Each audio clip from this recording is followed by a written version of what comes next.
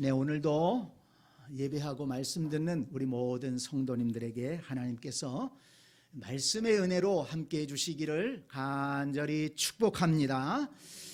네, 말씀 듣는데 여러분 집중해 주시기 바랍니다. 말씀을 들을 때 딴 생각이 들어오고 또 말씀 들을 때 또 마음에 이상한 염려가 들어올 수도 있고 말씀이 잘 안 들어올 수 있습니다. 여러분 말씀을 들을 때 집중해서 잘 들으시기 바랍니다. 지난 주일에는 아브라함의 조카 롯의 가정을 살펴보면서 잘 나가다가 파산한 가정에 대해서 말씀을 드렸습니다. 롯의 가정이 잘 나갔었는데 파산하게 된 것은 마땅히 행할 길을 벗어나서 세상을 사랑하고 불신앙의 길로 갔기 때문이었습니다. 저와 여러분 가운데 롯처럼 마땅히 행한 길을 벗어나서 파산하는 그런 인생, 그런 가정들이 하나도 없게 되기를 바랍니다. 오늘은 롯과는 정반대로 잘 나가다가 더 잘 나가는 가정, 잘 되다가 더 잘 되는 가정에 대해서 말씀을 드리려고 합니다. 마땅히 행할 길을 가다가 벗어나는 것이 아니라 마땅히 행할 길로 더 잘 가는 거예요. 그래서 더 좋은 일이 생기는 가정입니다. 오늘 본 말씀에 나오는 고넬료의 가정입니다. 오늘 본문을 보면 이 고넬료의 가정은 모든 면에서 잘 나가는 가정이라고 할 수가 있습니다. 고넬료는 백부장이라고 했습니다. 로마 군대에서 100명의 군인을 지휘할 수 있는 장교로서 식민지 팔레스타인에 파견된 로마의 직업군인이었습니다. 식민지의 치안을 담당하고 있는 권력이 있었고 또 경제적으로도 안정되어 있었습니다. 한마디로 고넬료는 안정된 직업을 가지고 있었고 높은 지위와 권력을 가지고 있었던 성공한 가장이라고 할 수가 있습니다. 뿐만 아니라 고넬료는 이방인이면서도 하나님을 잘 믿고 섬기는 경건한 신앙인이었습니다. 그가 어떻게 해서 이방인인데 하나님을 믿게 되었는지는 알 수가 없습니다. 그렇지만 오늘 본문 말씀을 보면 그는 보통 신앙인이 아닙니다. 오늘 본문 2절을 보세요. 그가 경건하여 온 집안과 더불어 하나님을 경외하며 백성을 많이 구제하고 하나님께 항상 기도했다고 했습니다. 온 집안이 더불어 하나님을 믿고 예배하는 믿음의 가정이었습니다. 또한 백성을 많이 구제했다고 했습니다. 그래서 22절에 보면 유대인들이 고넬료를 의인이라고 칭찬하는 것을 볼 수가 있습니다. 또한 고넬료는 항상 기도하는 사람이었다 그랬습니다. 하나님 앞에 겸손했다는 것입니다. 다른 사람들이 보기에 경제적으로나 또는 직장으로나 신앙적으로나 모든 면에서 부족할 것이 없는 것 같은데, 그러나 이 고넬료는 항상 하나님 앞에 겸손하게 기도하면서 하나님의 은혜와 도우심을 구하는 그런 삶을 살았다는 것입니다. 여러분 생각해 보세요. 이쯤 되면 고넬료나 그의 가정은 정말 잘 나가는 가정, 잘 되는 가정이 아니겠습니까? 고넬료는 성품이 좋은 가장이었습니다. 직업 군인으로서 경제적으로 안정을 이루었습니다. 사회적으로도 선행을 베풀면서 존경을 받고 있습니다. 무엇보다 온 집안이 더불어 하나님을 경외하는 가정입니다. 말씀대로 살려고 애쓰는 가정입니다. 참으로 복된 가정 아니겠습니까?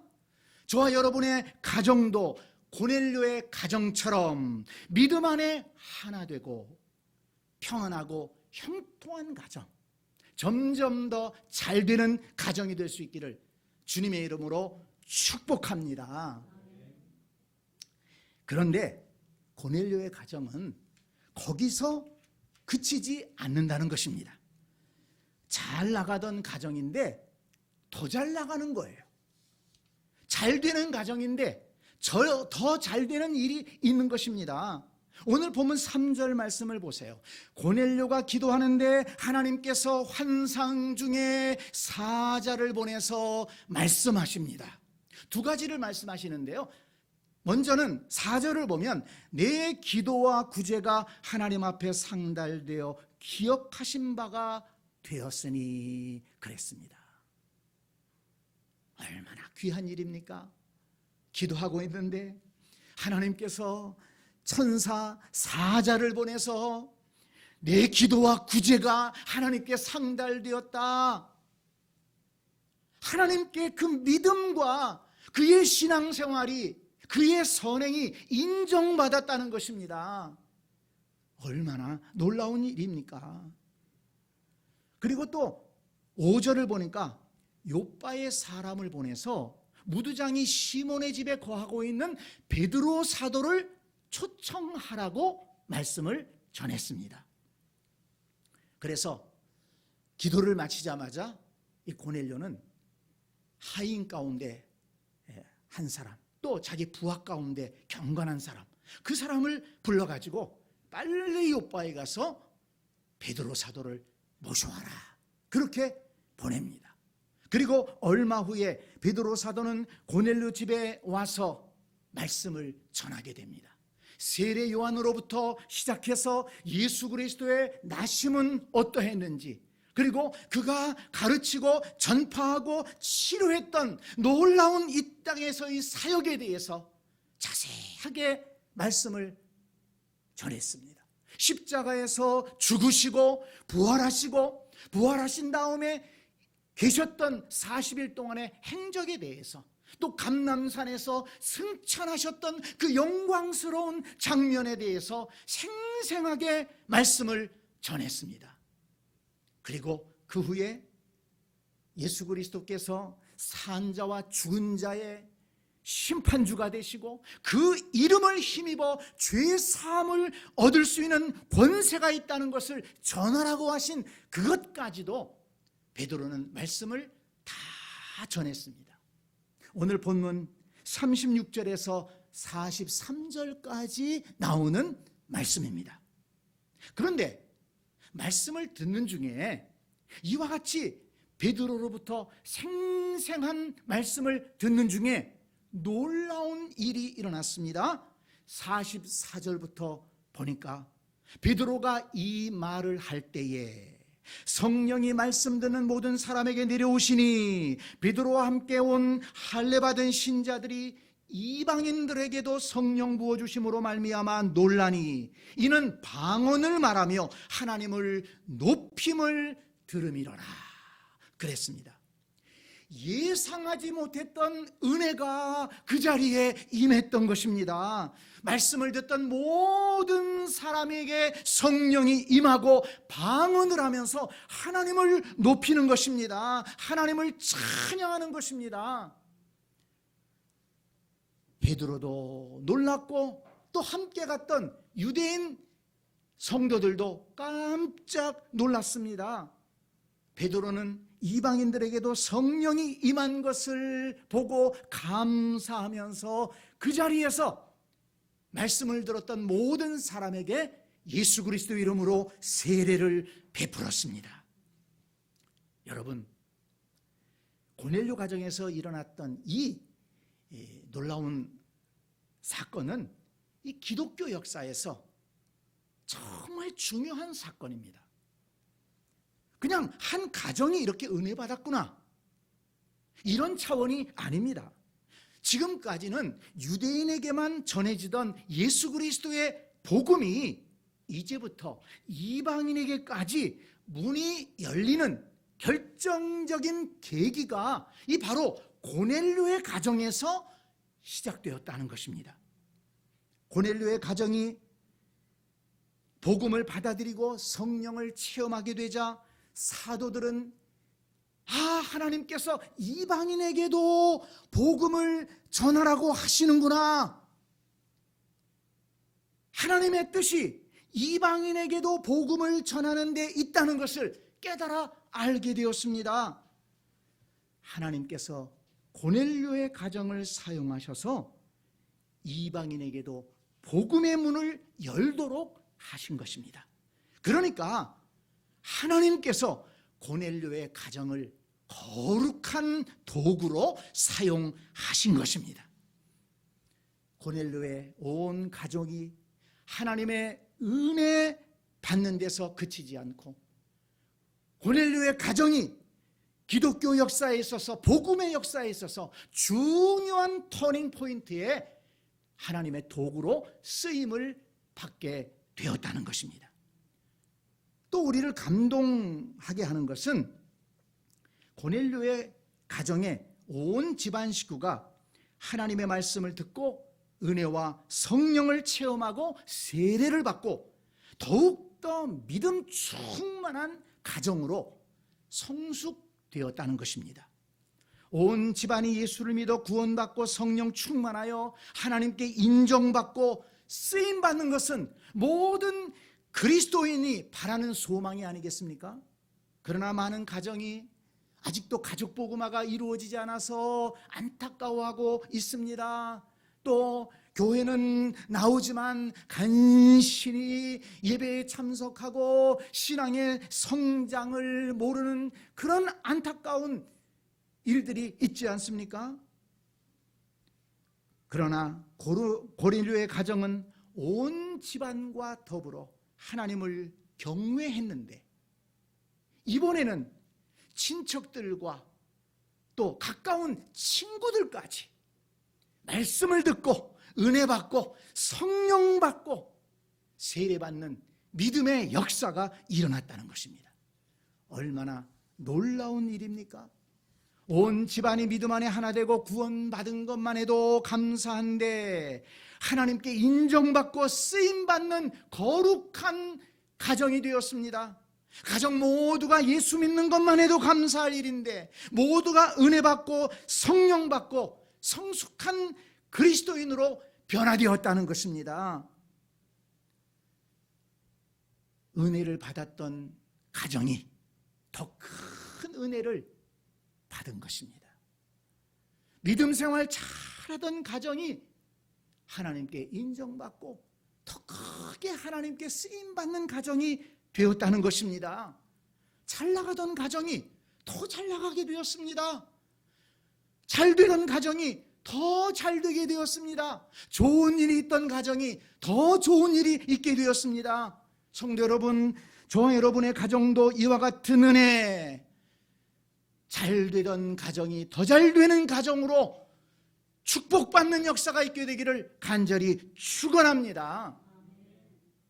그런데 우리가 고넬료의 가정을 생각하면서 놓치지 말아야 할 것은 고넬료가 가장으로서 어떤 신앙생활을 했고 또한 어떻게 가족들을 이끌었느냐 하는 것입니다. 먼저 고넬료 개인의 신앙생활을 살펴보면 그는 정해진 시간에 기도하는 신앙인이었습니다. 3절을 보면 하루는 제9시쯤 되어 환상 중에 밝히 보매 라고 했습니다. 보통 경건한 유대인들은 하루에 3번 정해진 시간을 정해놓고 기도했습니다. 그런데 고넬료도 역시 그 유대인의 관습을 따라서 정해진 시간에 기도하는 습관을 가지고 있었다는 것입니다. 그날도 제9시 기도 시간에 그 기도 시간을 지켜 기도할 때 하나님께서 사자를 보내시고 환상을 보여주셨다는 것입니다. 하나님의 뜻을 보여주셨다는 것입니다. 성도 여러분,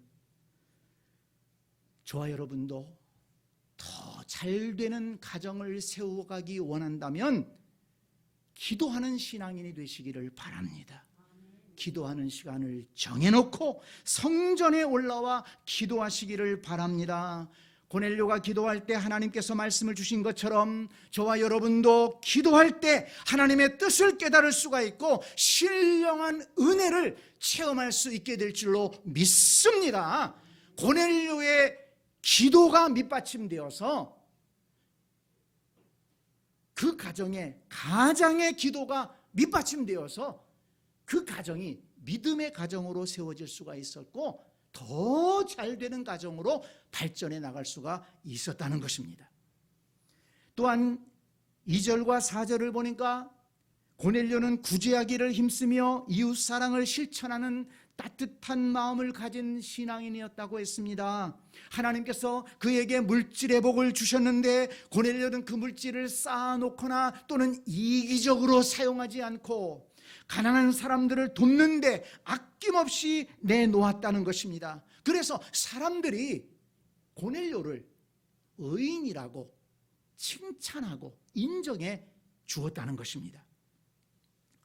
성도 여러분, 저와 여러분도 나누고 도와주기를 힘쓰는 신앙인이 되어야 되겠습니다. 하나님께서 물질의 복을 주셨다면 물질을 나누고, 지혜의 복을 주셨다면 지혜를 나누고, 건강의 복을 주셨다면 건강을 나누고, 믿음의 복을 주셨다면 믿음을 나누고, 무엇이든지 나누는 삶을 살려고 애쓰라는 것입니다. 나누는 삶을 살라고 하면 사람들이 나도 쓸 것이 없는데 뭘 나누나, 이런 생각을 많이 합니다. 여러분, 나누는 것은 꼭 물질만이 아닙니다. 물질도 나누어야 되지만 여러분, 우리 주변에는요, 물질이 없어서 가난한 사람, 어려움을 겪는 사람도 많지만은요, 마음이 아파서 어려움 겪는 사람도 참 많이 있습니다. 위로가 필요한 사람들이 참 많이 있습니다. 그런 사람들에게 내가 따뜻하게 위로의 말을 나눌 수 있다면 여러분, 그 사람이 얼마나 큰 위로와 용기를 얻겠습니까? 여러분, 마음을 나눌 수 있는 것 참 귀한 일입니다. 누군가에게는 시간을 나눌 수 있습니다. 누군가에게는 내 건강을 나눌 수 있습니다. 나는 아프지 않기 때문에, 나는 힘이 있기 때문에 내가 무언가 도울 수 있는 겁니다. 내가 조금 더 지혜가 있다면 그래도 지혜를 나눌 수가 있는 거예요. 다른 사람 어려워서 어떤 일을 할 때 힘들어한다면 생색내지 말고 조용히 내가 도와줄 수 있다면 여러분, 그것이 나눔의 삶이 아니겠습니까? 하나님께서 생각나게 하는 사람이 있다면 전화 걸어서 어떻게 지내느냐고 안부 묻고, 물론 전화 걸어서 괜히 염장 지르지 말고 전화 걸어서 위로해주고 격려해주고, 기도가 필요한 사람에게 기도해주고, 집사님 내가 기도하고 있습니다, 힘내세요. 여러분, 이렇게 우리 삶에서 나눌 것을 생각하면 참 많은 것이 있습니다. 저와 여러분도 나눔의 삶을 생활하고 실천할 수 있게 되기를 바랍니다. 또한 고넬료는 겸손한 신앙인이라고 했습니다. 25절에 보니까 마침 베드로가 들어올 때에 고넬료가 맞아 발 앞에 엎드려 절하니 라고 했습니다. 하인과 그 부하 가운데에서 베드로를 모시러 가지 않았습니까? 그런데 베드로를 모시고 왔다는 소식을 들었습니다. 그러니까 이 고넬료가 쫓아나가서 그 베드로 문으로 들어오는 베드로 발 앞에 엎드려서 베드로를 맞이했다는 것입니다. 사실 고넬료는 백부장입니다. 권력을 가지고 있는 사람입니다. 그러나 베드로는 식민지 백성으로서 아무런 힘과 지위도 가지고 있지 않았습니다. 그러나 고넬료는 베드로가 하나님이 보내신 사람이기 때문에 그 앞에 절하면서 맞이했다는 것입니다. 그냥 반갑게 맞이해도 괜찮을 텐데, 신뢰가 되지 않을 텐데 엎드려 절을 하면서까지 맞이했다는 것은 그가 매우 겸손한 사람이었다는 것을 보여주는 것입니다. 특히 고넬료가 베드로 앞에 엎드린 것은 베드로가 하나님께서 보내주신 사람이었기 때문입니다. 33절 말씀을 보니까 베드로에게 이렇게 말합니다. 우리는 주께서 당신에게 명하신 모든 것을 듣고자 하여 다 하나님 앞에 있나이다. 그러니까 베드로가 전하는 말을 사람의 말이 아니라 하나님의 말씀으로 믿었다는 것입니다. 그리고 베드로가 전하는 말을 하나님의 말씀으로 듣겠다는 것입니다. 이처럼 겸손한 마음으로 하나님의 사람을 대하고 믿음으로 말씀을 들으니까 하나님께서 은혜를 안 주실 수가 없고 은혜를 받지 못할 이유가 없는 것입니다. 그런데 여러분, 우리는 이 고넬료의 개인의 신앙뿐만 아니라 고넬료의 영적 리더십을 주목해 봐야 합니다.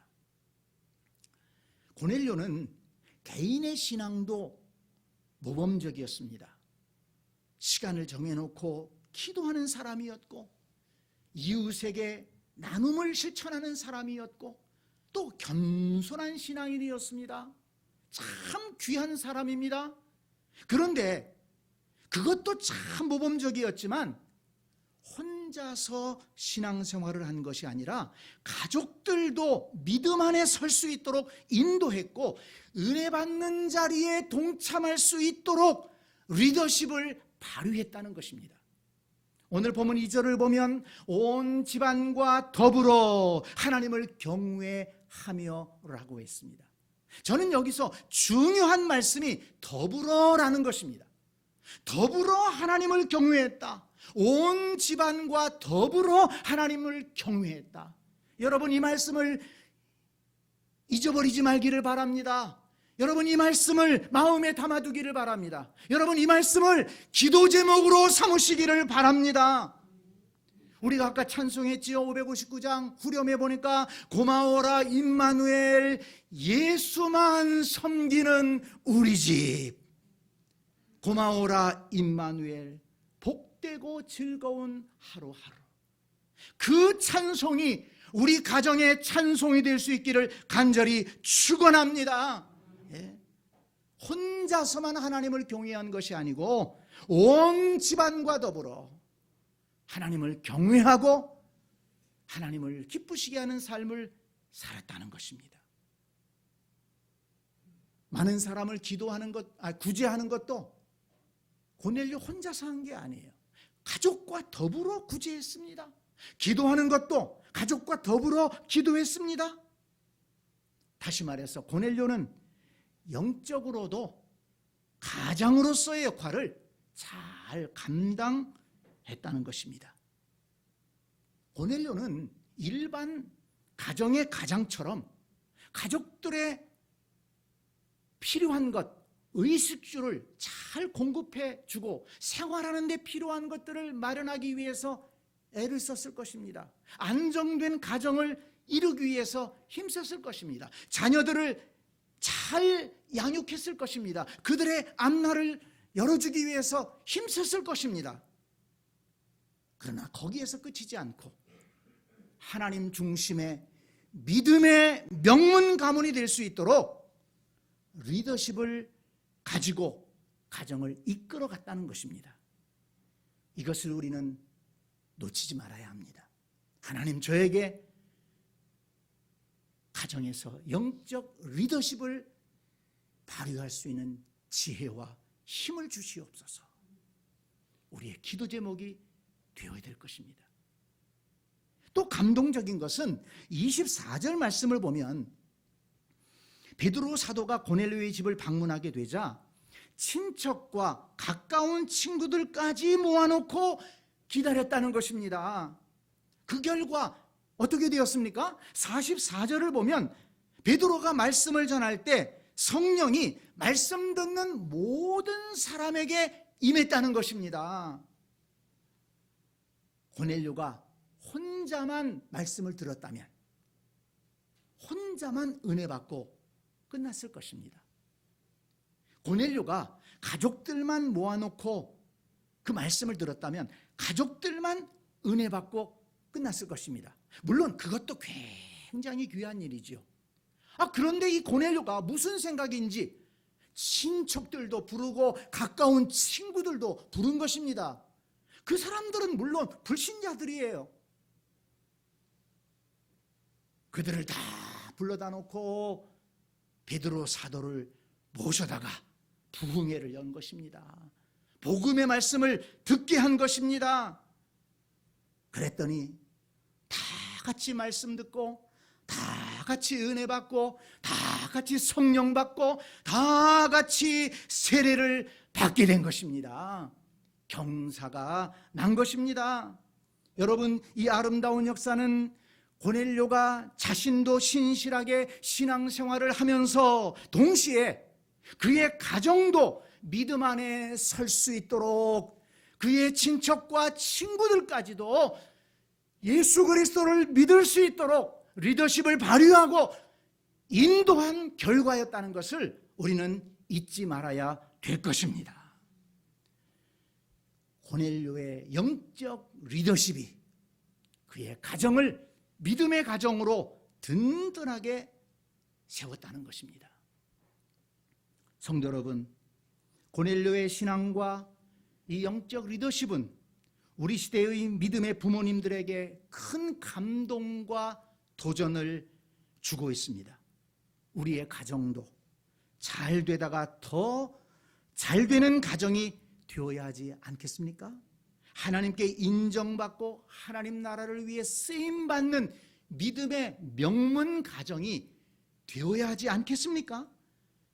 고넬료의 가정을 우리 가정의 본보기로 삼았으면 좋겠습니다.